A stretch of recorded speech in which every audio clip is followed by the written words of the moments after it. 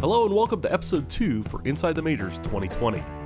This episode comes from Daytona International Speedway. The 3.81 mile road course was built in 1959 and first hosted a 3-hour sports car race called the Daytona Continental in 1962.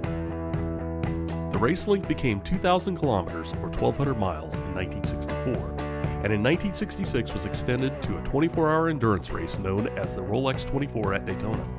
That first 24-hour event was won by Ken Miles and Lloyd Ruby driving a Ford Mark II. I'm your host, Wade Hayes.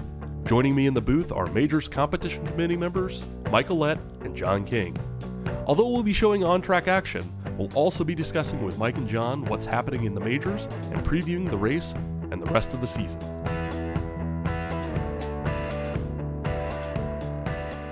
All right, welcome to the booth, guys. Mike, it's been a active and eventful week. We're into the last chance qualifying. Who should we be looking for here? I know Christian's out there, so he's got to lay down a lap. He hasn't put a qualifying time in yet. And if I know Blake was going to be touch and go whether he was going to make it in here or not. I've got to look at the list here real quick.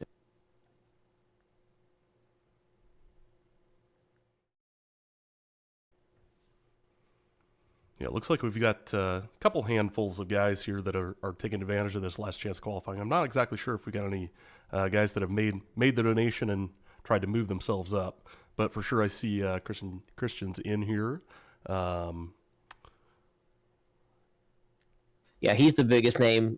Diego from Bombshell in Europe is in here. You've got Andy Banfield from VA Picks in Europe. You've got Chris Pence, who's now a independent because of Riding Shotgun not coming back this year. So those are the big ones. Adam Halleck is in here. But yeah, Christian will be the one to watch so far. Yeah, it'll be a shame if Blake doesn't make it as well, although he can use a provisional, of course. So Christian and Blake have had a busy week with iRacing anyway, so we'd have to be pretty sympathetic to them if they couldn't make the qualifying and the laps that they need to do.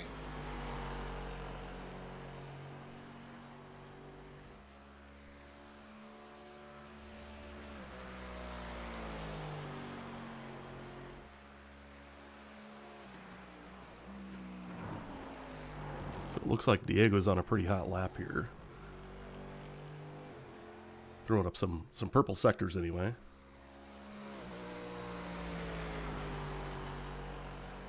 Yeah, Diego's quick. Bombshell in general, I think, they're not... I don't think any one of them per se is the fastest, although Kurt's really good. And Eric's really good too.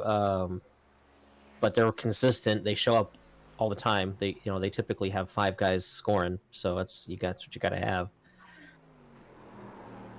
Yeah, they're definitely a threat in Europe.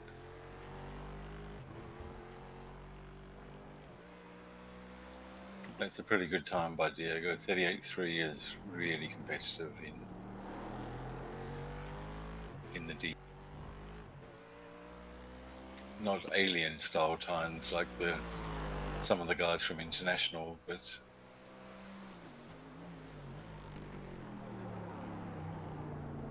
well, as these guys start getting their laps in, maybe let's kind of get into the meat of the show here.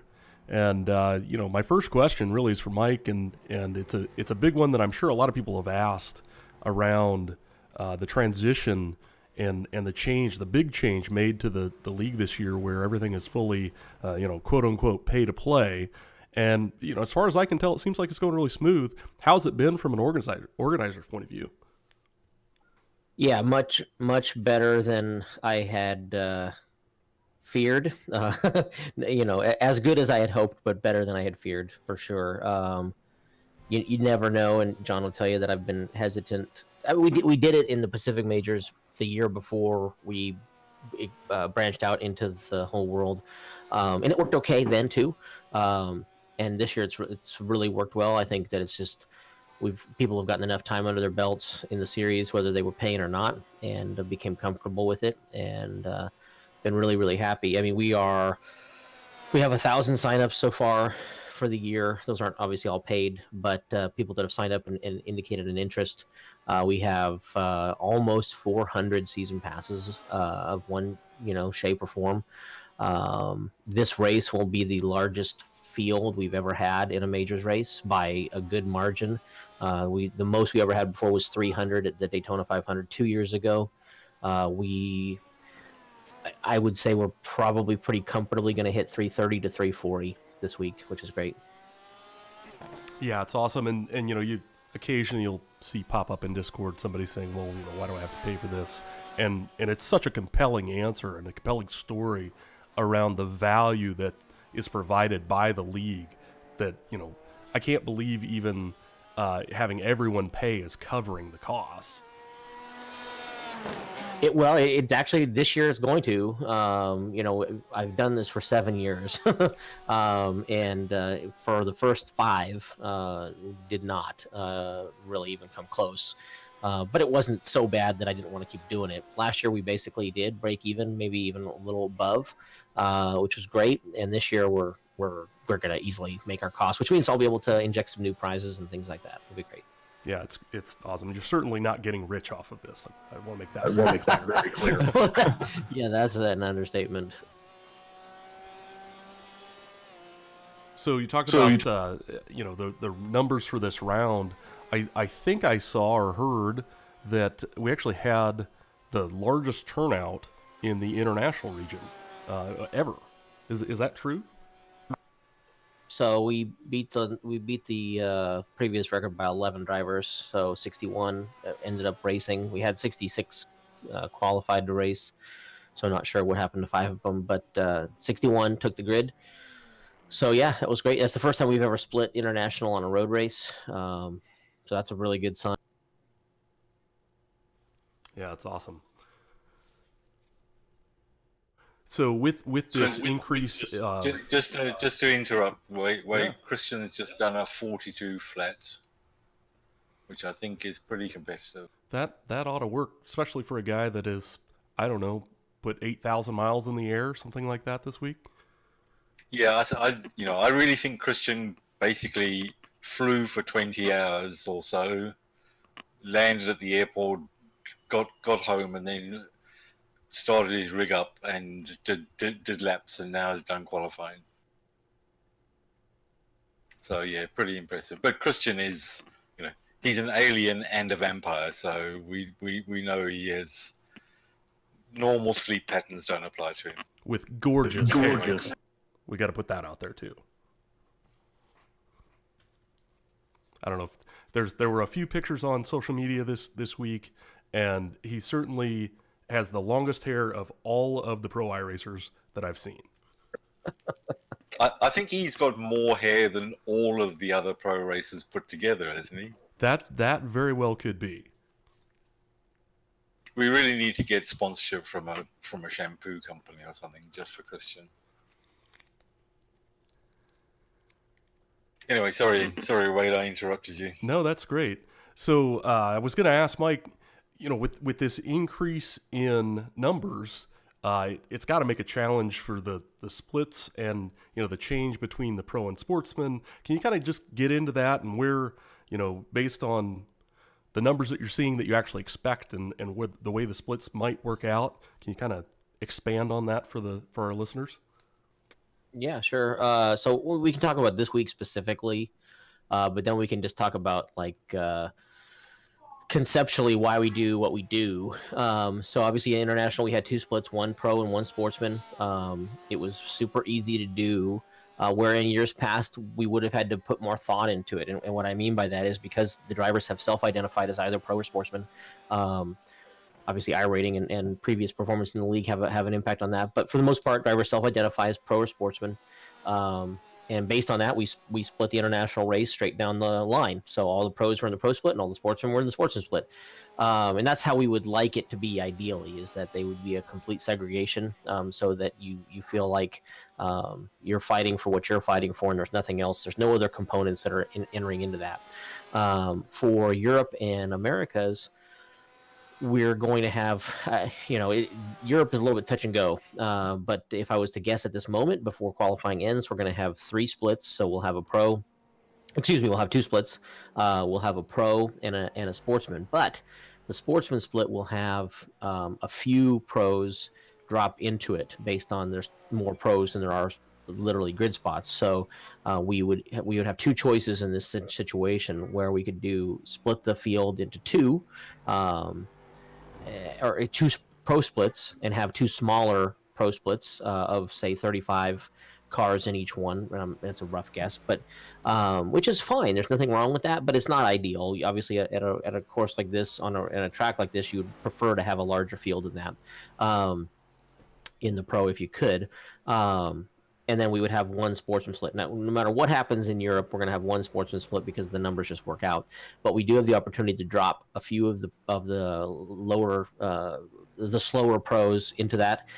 They'll be competing against themselves. They won't be competing against the sportsmen. The sportsmen will be fighting for their own things, but they'll be on the same track, if that makes sense. So, we'll either have 2 or 3 splits in Europe.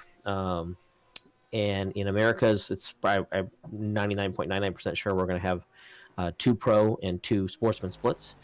So again, they'll be completely segregated, and then this pro and the sportsman will simply be separated by time. And in pro, we'll should have 17 in each class, and the remainders will go into the pro. We'll call it Pro 2, and then Sportsman 1, which is also broadcast, will be not quite as large but similar in size, probably 15 in each class roughly, and then the balance will go into Sportsman 2. So it's going to be clean. So to answer the other question you posed there was, what's the challenge like? It's actually easier. It's better. The protocol is more defined. There's less decision making. There's less judgment calls that we have to make with regard to the splitting. There are still cases where we have to make judgment calls. Europe is an example, but it's much less than it would have been in years past. Yeah, it certainly seems like it's all going to just fit together better. I know last year there was always that question at the end of this, at the end of the podcast or at the end of this round of, all right, well, where does it split and how do you split and who makes it in and, what's that number look like? So, based on, what we've seen in Discord all week and, we kind of have a rough idea of what the league is looking for as far as numbers per class, it's been simpler and kind of an easier way to understand, hey, am I going to make it into the top split or not? Yeah, exactly, and that's part of the goal. We're not silly enough to make guarantees, but yeah, it definitely makes it a lot more. Yeah, and I think the other thing is that, this week there's been lots of questions about it, of course, but that's because we've got, I don't know what the percentage is, but it feels like half of the field are new people to the series, so there's always going to be lots of new questions. And this is a new system for us as well, so we're learning as we go along as well. So I think it'll settle down in the next 2-3 rounds, and it'll become much clearer to everyone. Yeah. So Sure. Yeah. Go ahead, Mike. Well, I was just going to say I was agreeing with John, and I think he's right. I think half the field is new people, to be honest. Yeah, it's been cool to see that kind of injection of new members. People that I know that you sent out a huge spam. I'll call it that because that's kind of what it was. But it seemed to be well received, at least for the people that did show up. And hopefully, they'll make their first round a positive one, and they'll keep coming back. Yeah, I agree. And again, because they all, they're all paid, they're all invested, literally, not just in time, but that encourages that even more. That's one of the things that makes me feel so much better, even about the numbers this week.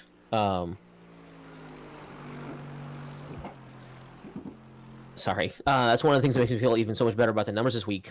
Is that the likelihood of them coming back? The ringer factor is diminished greatly. We have lots of people that bought bronze passes, so that gives them 2 races.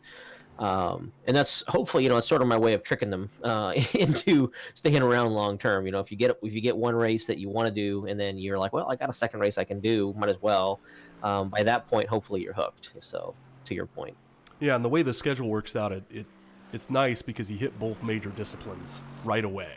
If you're a road guy and you've never driven a Daytona 500, you get this opportunity that you're already, as you said, invested in, and you might as well show up. And once you do, you're going to say, wow, this is not what I thought it was, and it's a lot of fun. That's the idea. You got it. So speaking of Daytona 500s, we've got somebody that's hijacked the booth. Hopefully he's ready. Kristen Challenger's here, and thanks for joining us. You've got to be absolutely exhausted. Great lap. Can you tell us about your week? What can you tell us? Yeah, thanks, Wade, for letting me come in here and just say hello. Yeah, it has been wild in the chat there. I said I left my house, I think 8 a.m., something like that, on Wednesday. I was in Charlotte by 11 p.m. at night, and then left pretty much as soon as I arrived at 3:30, and then on Friday, and then kind of got back to my house around 8:10, somewhere like that, in the morning Saturday. Yeah, it was crazy, man. It was a really good event. I can't really say too much about it other than we had, I think, all but 2 drivers went there. So we had 2 Europeans there. Me and Jarl both went across, and there was a lot of stuff. There's going to be a lot of content coming out from it. I can't really specify much more than that, but yeah, it was really cool to be part of an event like that. And I mean, it was a huge step forward in terms of the whole sim racing deal and promotion. Really, like there was a lot of emphasis on creating content that was just there for raw promotion, and I think it's gonna be well received by everybody, both inside and outside of iRacing. So yeah, it was definitely worthwhile going. I know it was obviously not for too long, and yeah, some horrific jet lag, but a really wicked experience. Well, it's got to be about your time zone, though. So other than being on the plane forever, you live on our time, don't you? Yeah, and that bit wasn't too bad. And honestly, when I left on the Friday, and kind of when I got back on the Saturday, it was actually all right. It was really just kind of like a late night. The one that was really difficult was the way there, because it was kind of the opposite, so to speak, and I was essentially flying at the times I'd normally be asleep. So that was pretty difficult, and I had a little bit of an issue on like my way over there. My connecting flight got delayed by 2 hours, so that made it really not a lot of fun. And then kind of got to the hotel, and everybody was still up, and everybody had been out for meals and stuff. And then we kind of ended up staying awake until about 2 a.m. just sort of chatting to everybody, and then had to get up real early on the Thursday. So it wasn't too bad in terms of on the back side of it, but definitely on the arrival side of things, it was pretty tricky. Well, you put in a cracking qualifying time, so obviously you're ready. I assume you're happy with it? I'm happy with it. I have 3 more laps, and I'm debating as to whether I go out and try and get into the 41s. But I'm certain I've looked into something here, because I fully expected that the Porsche was not really going to be the car to go to. I know nobody ever really picks it for high-speed tracks, so I was pretty confident the Ferrari was going to be the one to pick, and I thought kind of having that handicap was going to be a bit of a problem. But I just sort of stumbled on something when I was sort of making the setup, because I was really trying to rush through it. I knew I only had a little bit of time, so I was making big swings at it in terms of wing angle and rake and things like that. Didn't really touch much else, but just happened to stumble upon a point where everything kind of clicked, and I was like, hey, this drive's really nice. And I'd been doing my mandatory laps in the practice session, and once I finished those, I was like, okay, I'll load up like a mock Q session. And I went in there and immediately ran kind of a mid 42, and I was like, well, this might really be on here. So yeah, I was pretty happy with that. Definitely had a lot more pace in the car than I was expecting. Well, you certainly look ready for the race. I appreciate you dropping by the booth and get some rest. Thank you, man, and yeah, thank you guys for putting on the podcast. It's always good to watch these with the last Q session. Awesome. Thanks, Christian.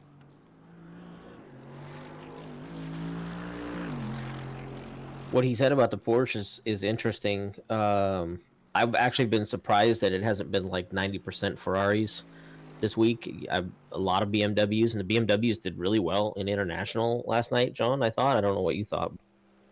Yeah, the BMWs look really strong. Yeah, so maybe we just get into how did last night's race go? You want to go first, Mike, or shall I? Well, you're the one you're the one that was in it, but from my perspective, I thought it went well. I saw some folks that had a little bit of trouble, and of course, obviously, how if a race is good or bad is often the perspective of the driver that was in it, I guess. But so anybody who did well is always going to think it went great. But no, I thought it was really good.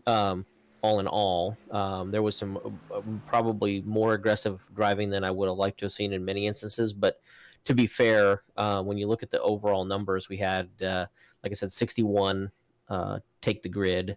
We only had four that are not fully classified. So 57 drivers made the 75% rule, and most of them made it by 90% plus. Yeah, I raced in it, but I sort of skimmed through the broadcast as well, and certainly overall the race was really good. The dice amongst the DPs for pretty much the whole race, but particularly the first 15 laps or so, was absolutely amazing. They were nose to tail for a long time. They got split up a little bit eventually, but it was a really good race. So I think overall it went well. For me personally, it was a bit of a nightmare because we had an incident in the GT3s caused by my teammate that dropped a few of us out of the draft pretty much immediately, and there were a few GTEs that were damaged or slow that really hurt us as well as we were trying to make our way back up to the other GT3s. So it was a bit disappointing, but it was okay. I ended up in a decent position, so personally fine. But I think the race itself was really, really excellent, and certainly the three winners were unbelievably good. All three of them. Just total aliens, that all three of the class winners. And the feedback that we've had from the sportsman guys was that race was really good as well. So I think it went well. Yeah, exactly. And I should have mentioned that when I talked about the four non-classifieds. That includes the sportsman splits. So that's how clean it was overall with people finishing. And I think that the 75% rule, also helps encourage that. So, and that's exactly what we want. We want people to keep going.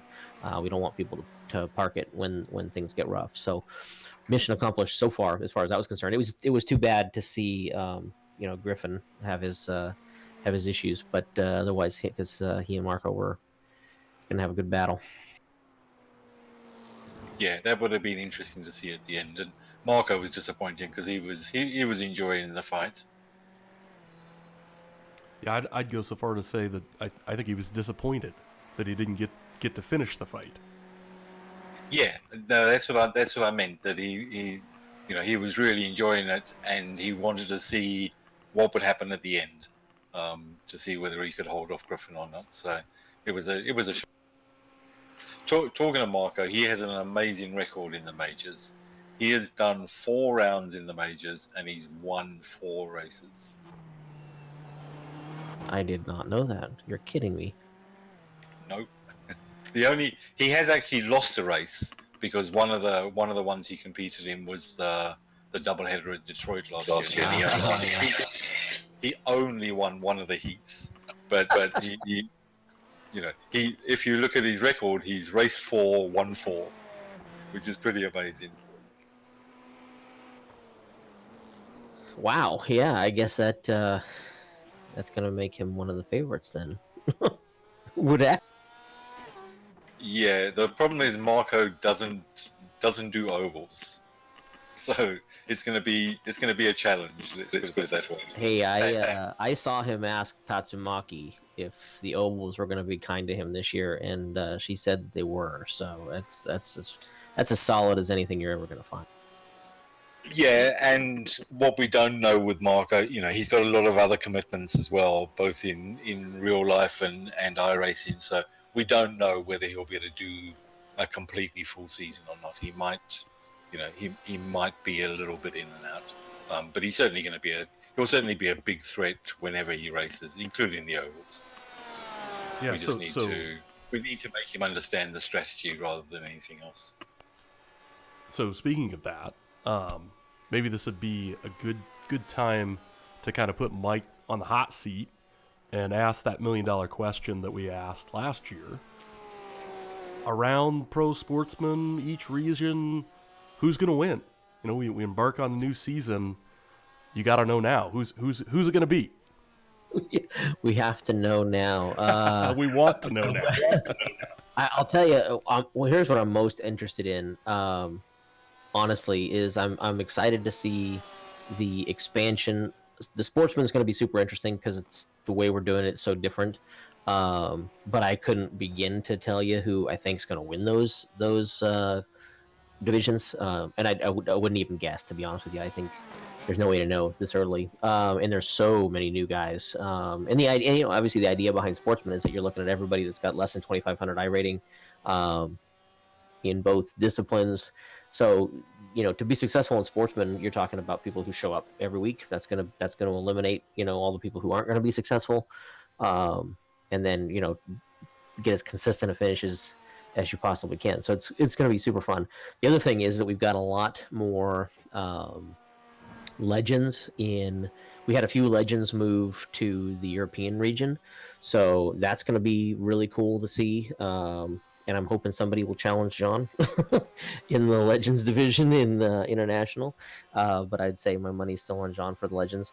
But as far as the bigger category, the Pro, in America's, I've got it whittled all the way down to 10 that I think can win.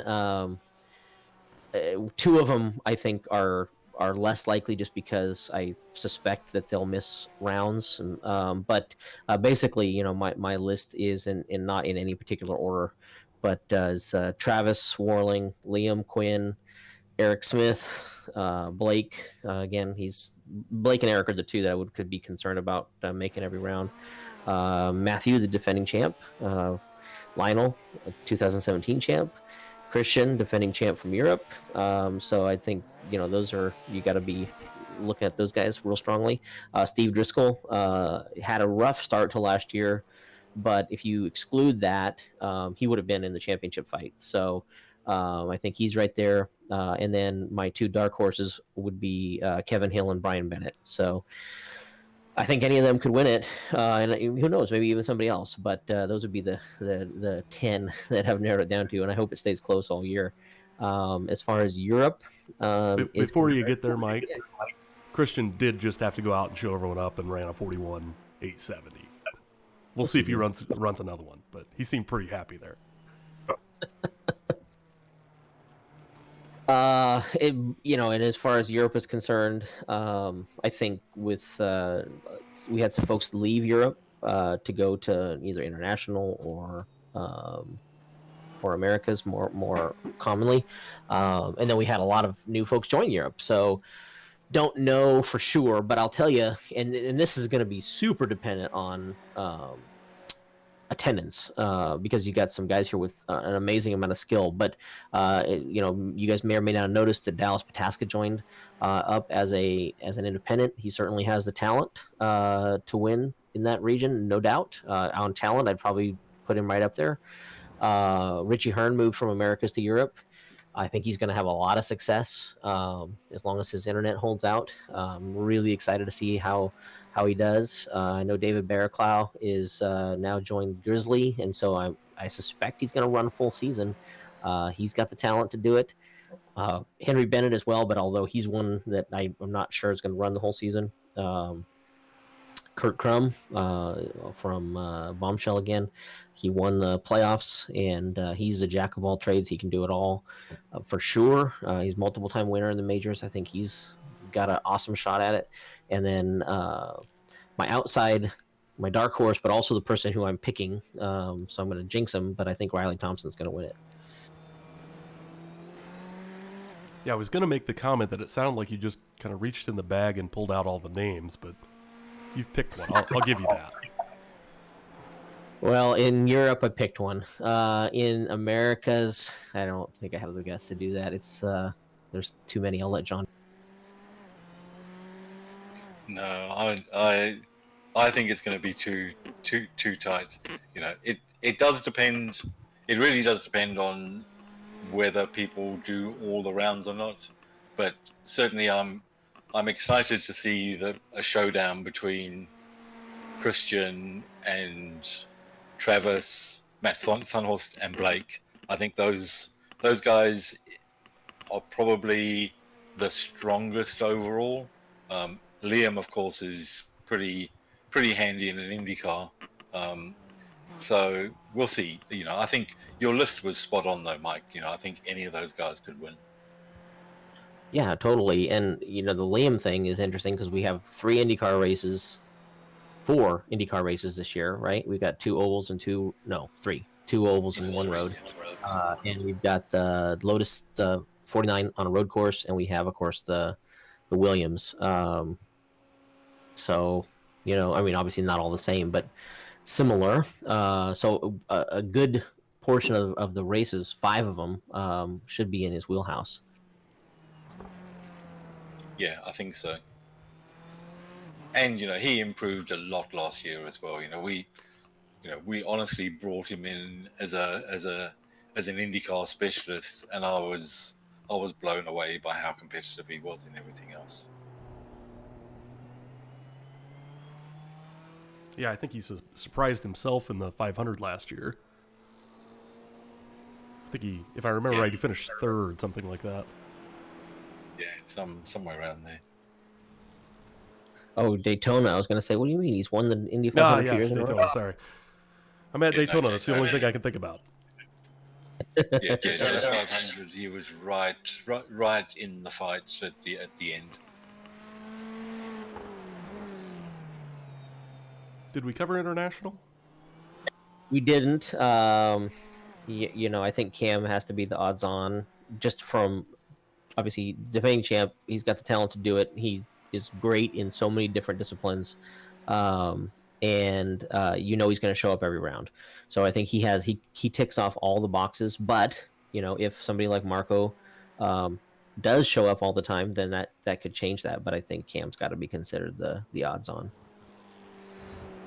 Makes sense. So maybe I'll go to John for the teams. What do you think for teams across the board? Yeah, so it's a similar situation with the teams as it is with the drivers. I think what Mike didn't say, but he implied, is that in the pro drivers, it's actually pretty difficult for new people to come in and really be very competitive throughout the whole season straight off. Some people have done it, Christian did, and others have done it, but it is really tough. And particularly now, it's getting tougher and tougher because there's such good people there. So to some degree, the teams is the same situation. So you need to look at what happened last year, and in most cases, probably the same teams are going to be strong. Of course, the big thing in teams in America is who isn't there, because the all-time defending and undefeated champions Alliance aren't going to be racing this year. They've split up. Some of the guys from Alliance are in another team now, and a few of them are running as independents. So Alliance are out of the picture, which in theory leaves it open for UDOX and Kinetic. And if you look at the qualifying places in the pro splits, that would bear it out, because I think of the 9 nine Fast Nine places. 4 were Kinetic, 4 were UDOX. So it looks like battle is already on. So I think certainly those two are going to be competitive. But I think Dog Bear with Blake, again, assuming Blake does a full season, are going to be a threat. Sector 5, which is the split off from Alliance, they look pretty strong as well. Whether there's any other teams that can really mount an overall challenge is debatable. It is a very tough category. So I think it's probably between those 4. So UDOX and Kinetic, and then Dog Bear and Sector 5. Yeah, I think Sportsman, really difficult to tell because there's so many new people, so many new teams. I think it's going to be a toss up. If you looked at last year and you look at the numbers in the Sportsman, probably the UDOX and Kinetic Sportsman teams are going to be strong as well. But there's some other teams that are, and some new ones that look pretty strong as well. So I don't know. UDOX and Kinetic will be up there, but there's going to be others as well. One of the new teams, Ford Gold, that looks very strong. They qualified very well, so they might be there as well. Yeah, I was going to say we have Adam on screen here. He's about the only person in a car, I think. Their paints look great. I'll just shout out to whoever does their paints. The paint is spot on. The spec map is spot on. Great work.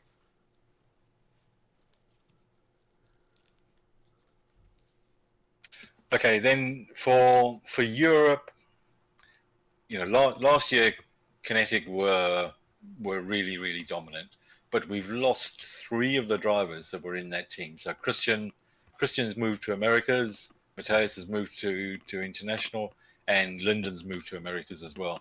So we're definitely weaker than we were last year in Europe. Grizzly looks super strong this year, and Bombshell are the same as they were last year, so they're going to be a threat. UDOX have got a proper Euro team this year, so we'll have to see how they get on.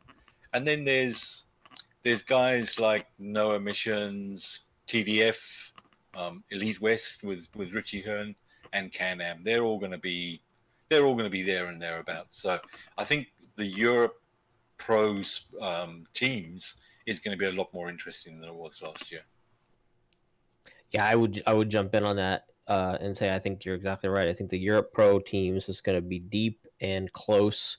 I think Elite West is, depending on attendance, but I think that 4 of their drivers are good to go for most of the year. Grizzlies, like you said, really strong. Can-Am, don't count them out because they grabbed Mike Kelly, which a lot of people are going to forget, but he was actually the Atlantic region Mario Andretti champion in 2018. So he's moved over to Europe and joined Can-Am. So and we know that if there's nothing else, the Can-Am guys will put in the laps each round. So they're going to be there and ready. And now that they've got a full complement, would not be surprised to see them real strong. Yeah. And then international, well, again, Kinetic have dominated the last couple of years, and I think we're pretty strong again. But Illusion gained a bunch of momentum last year. I think they actually outscored us in the second half of last year. So they're definitely going to be a threat. And Chris Purnell has sworn that he's going to stop us getting a hat trick. So we'll have to see. So I think it's probably going to be mainly between those 2, just because they're the only 2 where I think we'll have a full team at every race. But there's other teams that will score very well in some races. So Fitzsty, which is an amalgamation of last year's SimSpeed team and the Fitzsty team from Europe. They're going to be strong, but they haven't got very many drivers. But they have got Cam, so they're going to have some heavy scores. Avatar are good as well, and MF Racing. they've got a good squad as well. So I think those guys are going to be challengers, but I expect that the two to watch will be Kinetic and Illusion, same as last year. And Europe and International Sportsman, anyone's guess. It's just impossible to tell because almost everyone in that category is new.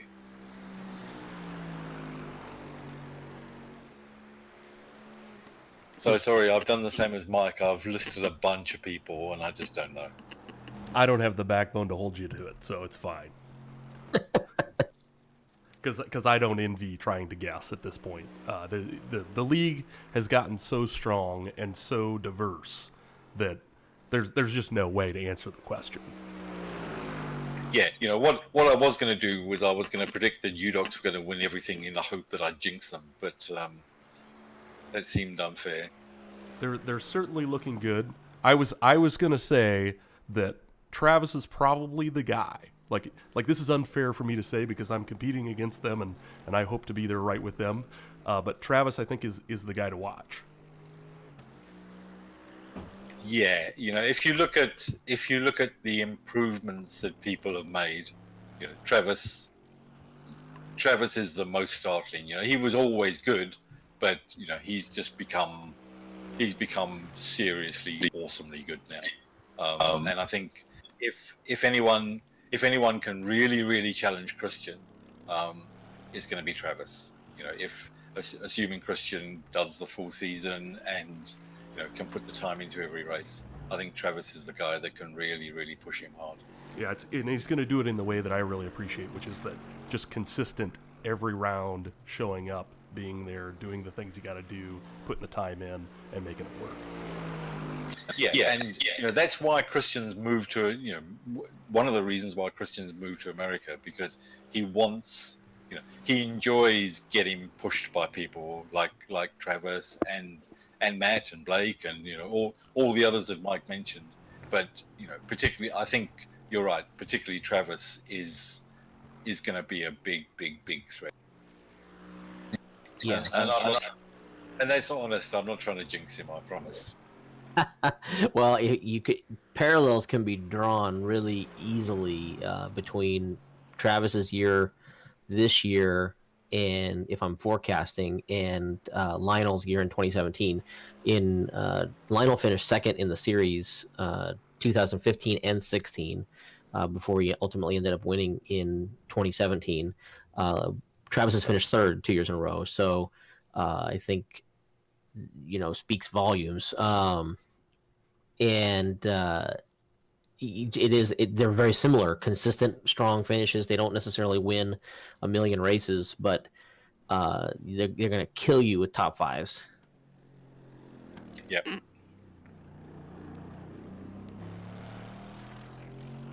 Yeah, and that's what it needs. I think we went through it last year, didn't we, Mike? Where we realized that until Christian in Europe last year, the winner of the most races per year had never won the championship before. Right? Yep, exactly.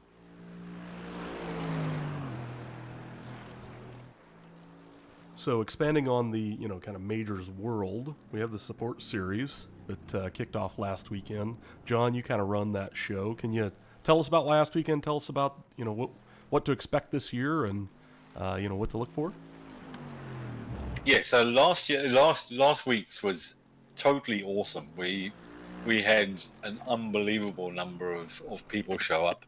I think when I did the score sheets late last night, I think there was 140 people that scored points because this year I'm giving every classified finisher gets at least 1 point because I want to be able to tell who raced in each round. So huge numbers. Even in international, I think we had 45 starters or something like that.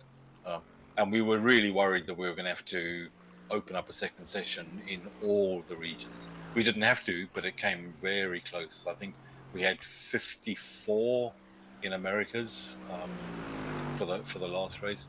So really awesome. The races were really good. I messed up slightly, but actually made the races even more interesting because I forgot to limit the fuel on the GT cars.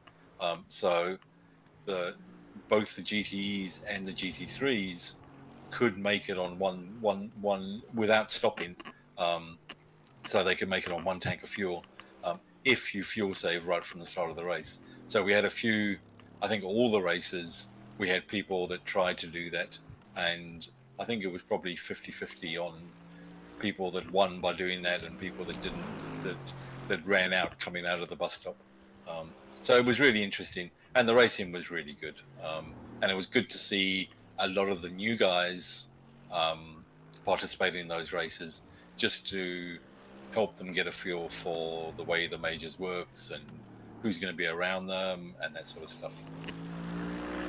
Yeah, I think there were a few opportunities for lessons to be learned in a low impact or lower impact race. Obviously, not the main race. Maybe you can get into that a little bit. Yeah, so there was certainly the international race was actually quite clean. But I think that was helped by, in particular, the GT3 pack that was pretty much together for the first 20-25 laps were all guys that have raced each other a lot, so we're giving each other room. But the Europe race was there were a few more incidents that I would have liked, let's put it that way. So what I did was I captured some of those incidents and I made them into videos, and instead of protesting the people and giving them penalties, we made videos of it, but we basically put it through the stewarding panel. And so we gave people advice on what they should have done better. And we did it in a way that we didn't name and shame people. We blanked out the cars so that all the cars were white, didn't mention any names, but just showed the incidents and said what we thought people should have done, and what the outcome would have been if that had been a real protest. So I hope that will help people as well, and we'll carry on doing that, particularly in the support races, because it is low impact on people, and we can grab stuff good and bad, and give examples of what we expect people to do. Yeah, and those were posted in Discord. I'll add the links also to in the description of this video. Yeah, and I need that video that you used in the podcast last week, Wade. So I'll add that into that channel as well. Yep, I'll send that as soon as we get done here. That one, because it's an example, we don't need to do anything with the paints. It's fine. We're having the names of the people. Sure, it was team-on-team aggressiveness for a reason. Yeah, exactly.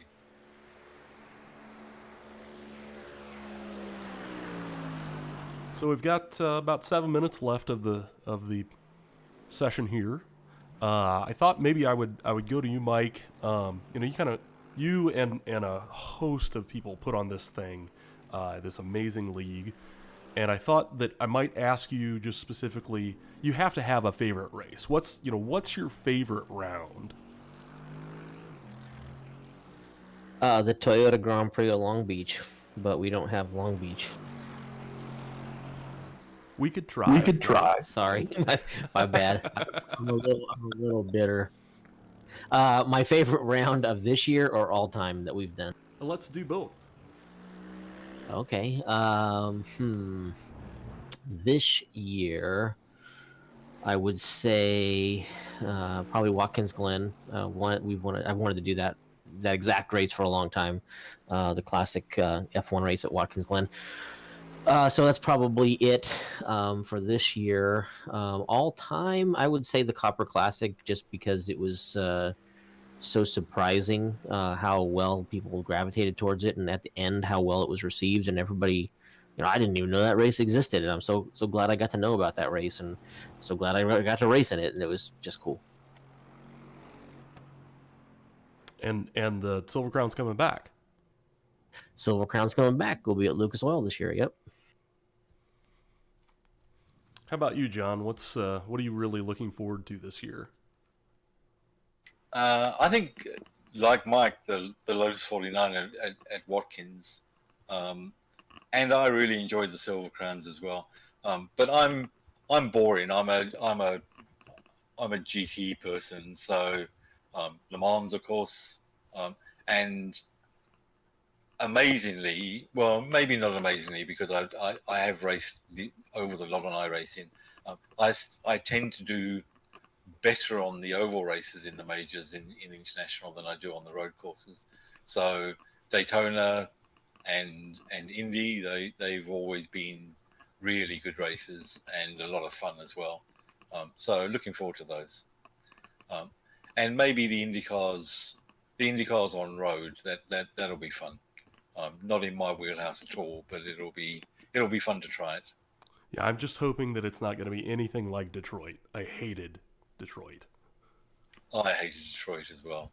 Detroit was my second least favorite round last year after the dirt races. Apologies to all the dirt fans, including Mike. Whatever. I'm excited to be coming back to my neck of the woods. I live maybe an hour and 20 minutes from Knoxville, so I'm excited for that. And you should be. John should be ashamed. Well, I've got the excuse that I live 3,000 miles away from the nearest dirt track. Acceptable excuse, I suppose. But having said that, I don't really have an excuse of it, because my dad used to be a dirt track driver, and the reason that I have such a strange accent is because of short track oval racing, because we moved around the world because of short track racing.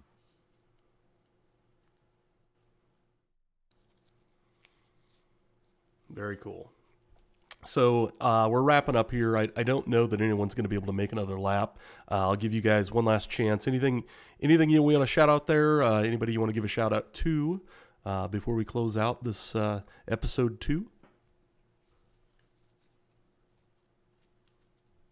I don't know who you were talking to, but I'll just say thanks to you for putting this on. You know, you say we got a bunch of people that put on the league. You're one of them now, whether you like it or not. With all the contributions you have with the podcast and the paints and everything, so much appreciated. Appreciate John and Wayne and Travis and Andreas all week long answering questions nonstop, and will die down, but not for a little while yet. So that's the big ones I'm thankful for, because it's been crazy busy. Yeah, the only thing I was going to say was we still need, so these podcasts this year, we're going to split up the running of them. Matt Gelder from UDocs is going to do some of them, but we still need someone else to do a few of the podcasts. So if anyone's interested in hosting them, drop me a PM. Yeah, I'll include. I'm very excited about how the midweek podcast went, and hopefully we'll be able to keep that up. And like John said, if anybody wants to come take my role for a few, the seat is open. So with that, I appreciate everyone. I appreciate all the new members showing up, and hopefully you all have a great race, new and old members. Thanks everyone for listening, and good luck. All right, catch you later. Good luck in the race.